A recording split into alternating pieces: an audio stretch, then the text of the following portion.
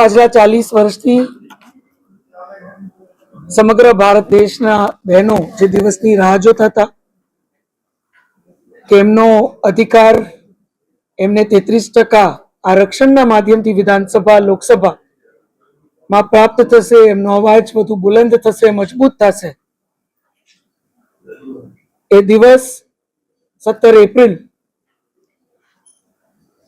ની બધા જ આખા દેશના માતાઓ બહેનો રાહ જોતા હતા કે કદાચ 40 વર્ષે આજે એ બિલ પારિત થશે લોકસભામાં અને અમને બધા જ બહેનોને અને ખાસ કરીને સામાન્ય પરિવાર ગ્રામીણ ક્ષેત્રમાંથી આવતા બહેનોને એ અધિકાર પ્રાપ્ત થશે જ્યારે એમનું પ્રતિનિધિત્વ પણ વિધાનસભા અને લોકસભામાં વધશે.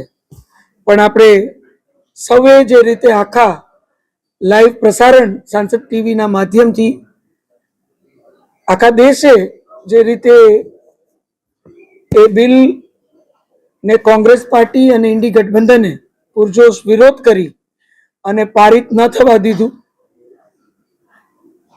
જે મહિલા આરક્ષણ ને એની સાથે ડિલિમિટેશન અને સેન્સસ 2011 નું લઈ અને એની અમલીકરણનું બિલ હતું, એનો વિરોધ ઇન્ડી ગઠબંધને કોંગ્રેસ પાર્ટીએ કરી અને આ બિલ લોકસભામાં પારિત થતું રોક્યું.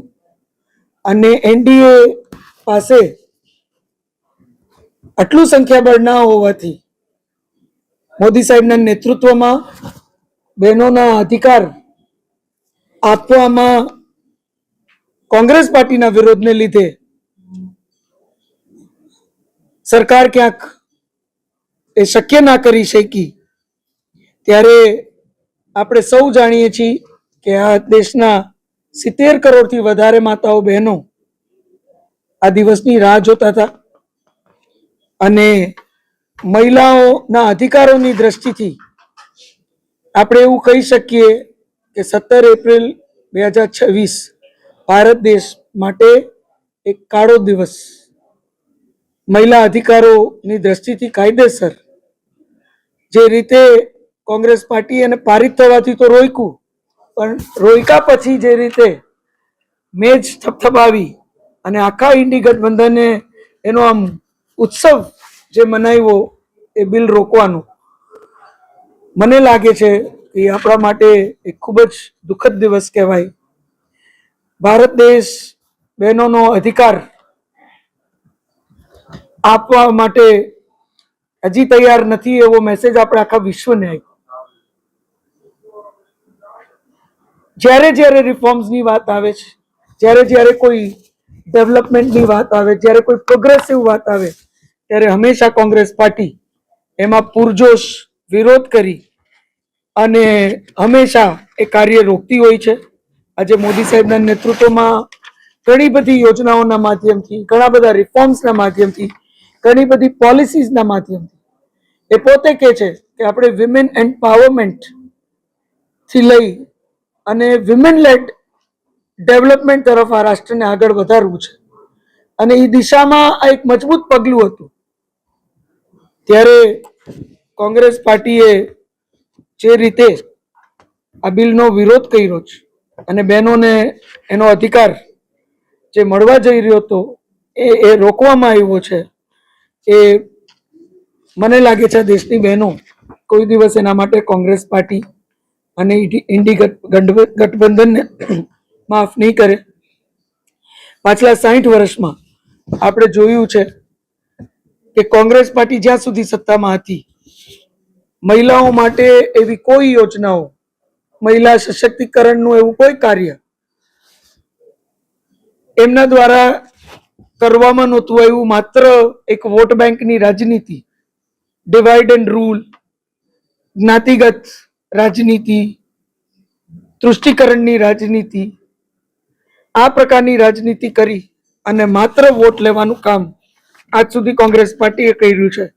ત્યારે માનનીય પ્રધાનમંત્રીશ્રીએ લોકસભાના ફ્લોરમાં જ કોંગ્રેસ પાર્ટી અને વિપક્ષના બધા જ નેતાઓને આશ્વસ્ત કર્યા હતા કે તમારું કોઈ નુકસાન નહીં થાય, તમારી સીટો વધીને આવશે, તમારા ક્ષેત્રમાંથી પણ તમે માતાઓ બહેનોનું પ્રતિનિધિત્વ વધારી શકશો. એવી અનેક સામાન્ય પરિવારની માતાઓ બહેનો ધારાસભ્ય બની શકશે, સાંસદ બની શકશે. એ પ્રકારની વ્યવસ્થા આપણે ઊભી કરવા જઈ રહ્યા છીએ. છતાંય એનો વિરોધ કર્યો.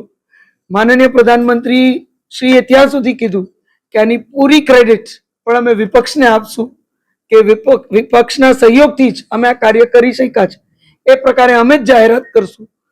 પણ એમાં પણ કોઈ સહેમત ના થયું અને આ બિલ, જેની દરેક વ્યક્તિને, વિશેષ કરીને આ દેશની માતાઓ બહેનોને આશા હતી, એ બિલ આપણે પારિત ના કરી શક્યા. કારણ કે 2/3 મેજોરિટી આજે મોદી સાહેબના નેતૃત્વમાં એનડીએ પાસે નથી અને એમાં વિપક્ષ સહેમત થાય તો જ આ બિલ કોન્સ્ટિટ્યુશનલ અમેન્ડમેન્ટને લીધે આપણે પારિત કરી શકીએ. ત્યારે કોંગ્રેસ પાર્ટી હંમેશાથી જ્યાં પોતાની પોલિટિકલ અસ્તિત્વની વાત આવે છે ત્યાં હંમેશાથી એ બહુ જલ્દી ઇન્સિક્યોર થઈ જાય છે કે પોતાની કોઈ સ્ટ્રોંગ હોલ્ડ એરિયામાં અનામત ના આવી જાય, પોતાનું સ્ટ્રોંગ હોલ્ડ કે એક નબળું ના પડી જાય, કે સામાન્ય પરિવારની બહેનો દીકરીઓ ક્યાંક પ્રતિનિધિત્વ ના કરવા માંડે. આ પ્રકારના ભયને લીધે પણ ક્યાંક ગંદુ રાજકારણ ત્યાં લોકસભાના ફ્લોરમાં રમી અને આ બિલને પારિત કરવાથી રોકવામાં આવ્યું. 370ની કલમ હટાવવાની વાત હોય, રામ મંદિર બનાવવાની વાત હોય, સીએ લાગુ કરવાની વાત હોય, જીએસટી રિફોર્મ્સ લઈ આવવાની વાત હોય, ત્યાં સુધી કે આપણા આર્મ ફોર્सेस સર્જિકલ સ્ટ્રાઇક હોય, ઓપરેશન સિંદૂર હોય, એર સ્ટ્રાઇક હોય, આ બધાને પ્રશ્ન કરવો અને વિરોધ કરવાથી લઈ ટ્રિપલ તલાક જે બહેનોનો અધિકાર છે, એક એવો રિફોર્મ છે પાછો ફોરવર્ડ થિંકિંગ, એનો વિરોધ કરવો, ડિજિટલ ઇન્ડિયાનો વિરોધ કરવો. એટલે ટૂંકમાં જે કામ ક્યાંક ભારતીય જનતા પાર્ટી, એનડીએ સરકાર અથવા માનનીય પ્રધાનમંત્રી શ્રી આ રાષ્ટ્રની સુવિધા માટે, આ રાષ્ટ્રની પ્રગતિ માટે લઈને આવે છે, એમાં હંમેશા નકારાત્મક ભૂમિકા કોંગ્રેસ પાર્ટી હોય છે.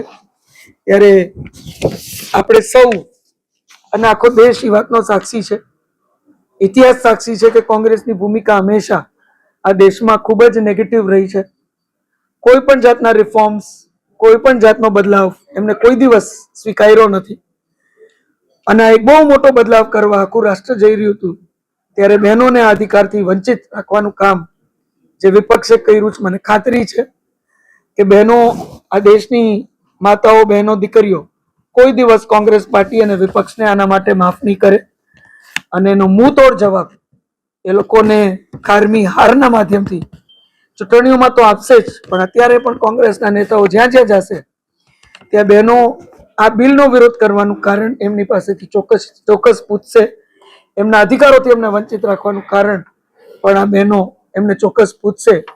અને આવતા દિવસોમાં મોદી સાહેબના નેતૃત્વમાં આજ આપણી માતાઓ બહેનો 33% આરક્ષણ એમને પ્રાપ્ત થાય વિધાનસભા લોકસભામાં, એ પ્રકારની